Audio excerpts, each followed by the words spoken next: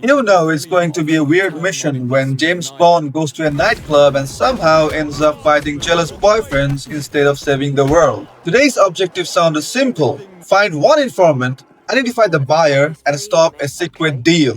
What could possibly go wrong? After surviving MI6 training, Bond and the team finally decided to relax. Because nothing says professional spy like celebrating inside a packed nightclub. Of course, MI6 doesn't believe in days off. 5 minutes into relaxing, and boom! Mission received. The clue was simple: find someone wearing red. Easy, right?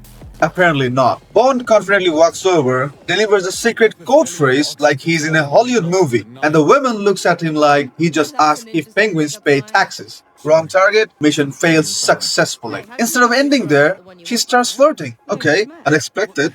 Then her boyfriend appears, and suddenly I'm not an undercover spy anymore. I'm the reason this guy needs therapy. Bond wisely ignores the drama.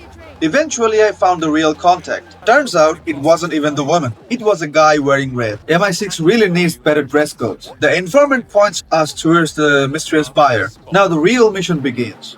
Before getting close to the buyer, guess who returns? Mr. Angry Boyfriend. Apparently getting ignored hurt more than getting punched. He corners Bond inside the washroom. Huge mistake.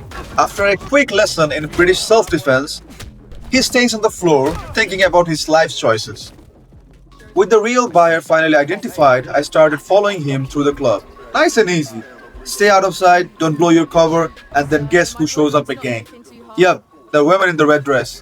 Apparently she hadn't forgotten about our little conversation. She starts flirting again while I'm literally in the middle of an undercover operation. Talk about terrible timing. So Bond does what any professional spy would do. He smiles, keeps his cool and says, "Meet me outside in about half an hour." Smooth, problem solved, mission back on the track. Now that I could finally focus, it was time to deal with the actual target. I kept tracking the buyer, watching every move until the perfect opportunity appeared. So I got the opportunity and lured him into the washroom alone. That was it.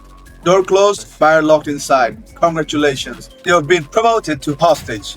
With the real buyer out of the picture, Bond casually stepped into his shoes. Fake confidence, real danger, zero room for mistake.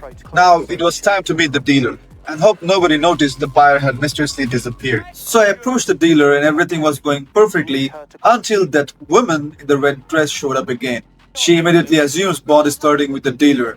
The dealer assumes she's Bond's girlfriend. Congratulations. We somehow turned an international spy operation into a reality dating show. Meanwhile, I'm standing there thinking, what am I doing here?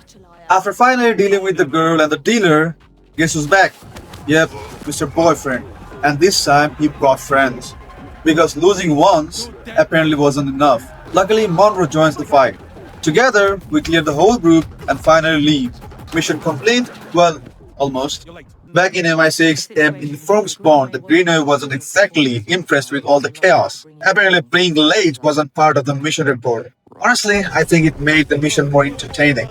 If every 007 mission is this chaotic, I have absolutely no complaints. Next time, hopefully, we spend more time stopping criminals and less time accidentally stealing someone's girlfriend. If you enjoyed this video, don't forget to like, subscribe, and I will see you in the next mission.